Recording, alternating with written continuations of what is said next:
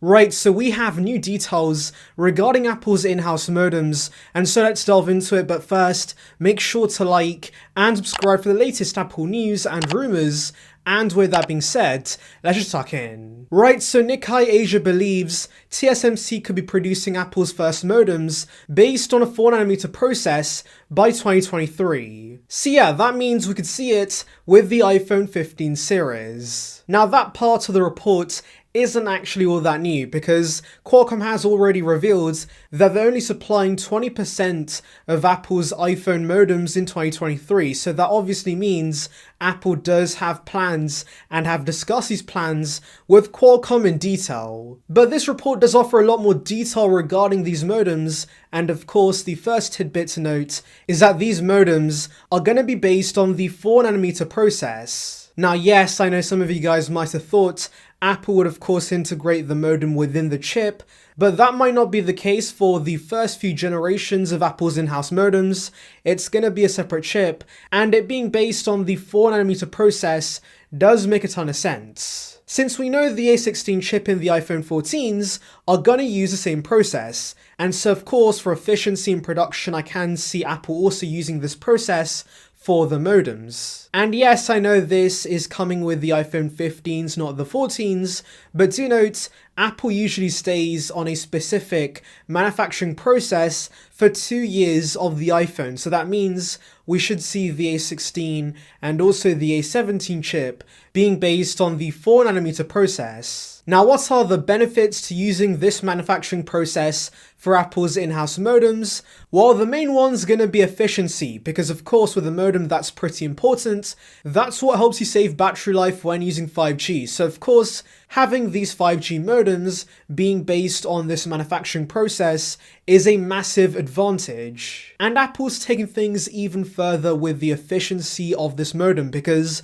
apparently they're working on its own power management chip specifically for the modem. So this is going to be the big upgrade with Apple's modems over the Qualcomm modems, and considering that battery life with 5G is pretty bad on the iPhones, this is a very welcome improvement. And yeah, that's the best part about the experience you get with Apple, because the hardware and the software work together, so you get a pretty efficient experience on the whole. And yes, I can't lie, this is what I'm looking forward to seeing with these modems. The report also mentions Apple's developing its own radio frequency and millimeter wave components to complement the modem. Now, the advantages we're going to be seeing out of this is, number one, we should see millimeter wave on iPhones across the world.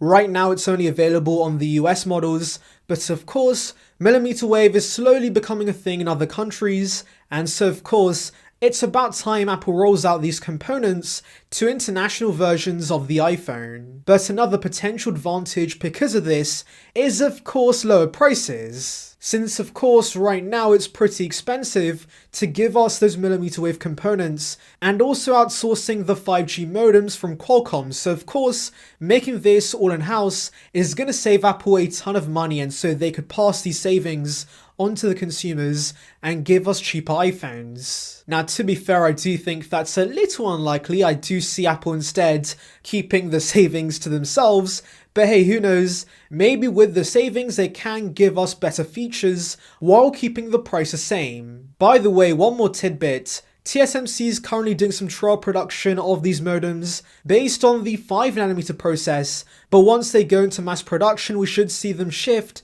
to the 4nm process for these chips. So yeah, those are all your details regarding Apple's modems.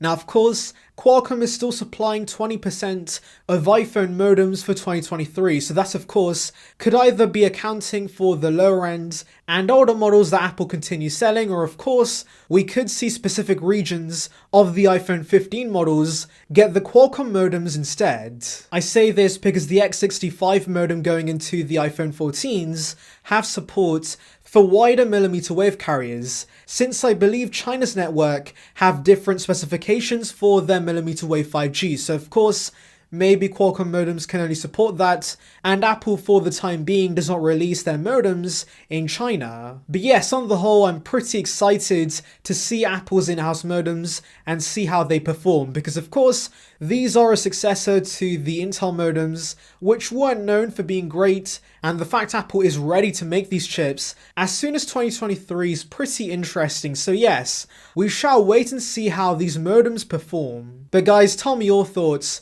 Do you think the iPhone 15 series is going to debut with Apple's in-house modems? Anyways, thank you for watching, guys. Make sure to like and subscribe for the latest Apple news and rumors.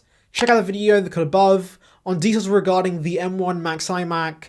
And on that note, I'll see you guys in the next one. See ya, peeps.